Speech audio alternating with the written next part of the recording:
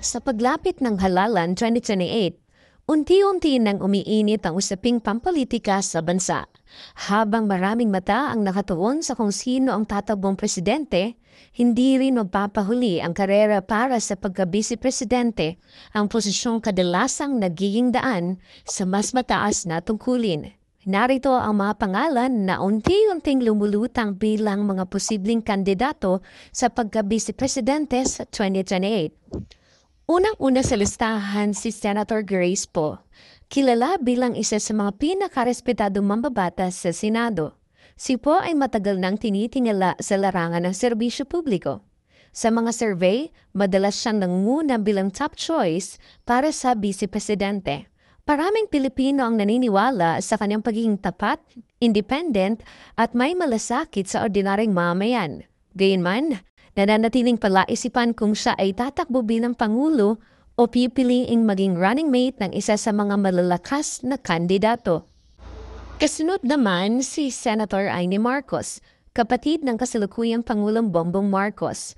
Malaki ang chance ni Amy na pumasok sa karera, lalo na't hawak pa rin ng kanilang pamilya ang matatag na base na support sa Ilocos Region at sa iba pang bahagi ng bansa. Kung sakaling magdesisyon siyang tumakbo, posibleng maging bahagi siya ng isang matatag na tambalan sa ilalim ng administrasyon. Subalit ang mga isyu sa loob mismo ng kanilang pamilya at ang mga kritisismo laban sa dinastiya ng mga Marcos ay maaaring maging hadlang sa kanyang kandidatura. Sumunod si Senator Bongo, ang dating matalik na aide ni dating Pangulong Rodrigo Duterte. Matapos ang ilang taon na tahimik na pamamalakad sa Senado, muling naririnig ang kanyang pangalan sa mga usaping politikal. Maraming naniniwala na kung muling babangon ang Duterte camp sa 2028, si Bongo ang isa sa mga posibleng isabak bilang kandidato sa pagka-vice-presidente, lalo na kung ang layunin ay muling patibayin ang tinatawag na Duterte brand ng pamumuno. Kilala siya sa pagiging tapat, mapagkumbaba at malapit sa karaniwang tao, ngunit hamon sa kanya ang pagbawi sa dating sigla ng kanyang suporta sa masa. Hindi rin mawawala sa listahan ng pangalan ni Manny Pacquiao, ang dating World Boxing Champion at naging senador ay muling binabalikan ng mga taga-suporta matapos ang kanyang pagkatalo sa 2022 presidential race.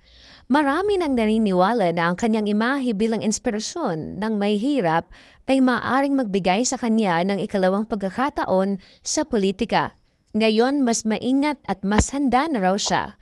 Ngunit gaya ng dati, kailangan patunay ni Pacquiao na kaya niyang pagsamahin ang kasikatan at matibay na programang pampamahalaan. Sa kabilang banda, si Senator Robin Padilla ay isa ring malakas na pangalan sa mga survey. Kilala sa kanyang makamasa at makabayan na imahe. Patuloy siyang umaangat bilang boses ng karaniwang Pilipino. Kung sakaling magdesisyon siyang tumakbo, aasahan ng matinding suporta mula sa mga tagahanga at sa mga naniniwalang panahon na ng pagbabago sa uri ng mga politiko. Gayunman, may ilan ding nagsasabing kailangan pa niyang tutunayan ang kanyang kakayahan sa larangan ng pamamahala.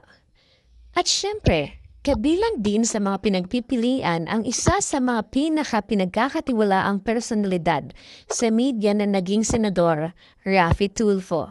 Ang kanyang tuwirang paninindigan at malasakit sa mga ordinaryong mamamayan ay nagbigay sa kanya ng napakataas na trust rating. Maraming naniniwala na kung papasok siya sa karera para sa pagka-vice-presidente, magiging mabigat siyang kalaban para sa sino mang katunggali. Gayunman, hamon pa rin kung paano niya maisasalin ang kanyang popularidad sa isang organisadong kampanyang pampolitika. Sa pagtatapos, malinaw na magiging napanabik ang karera para sa pagka-vice-presidente sa 2028. Mula sa mga batikang mambabatas hanggang sa mga bagong mukha ng politika, bawat isa ay may kanya-kanyang lakas, hamon at kwento. Isa lamang sigurado, ang laban para sa pangalawang pinakamataas na posisyon sa bansa ay magiging isa sa mga pinaka-aabangan ng sambayanang Pilipino.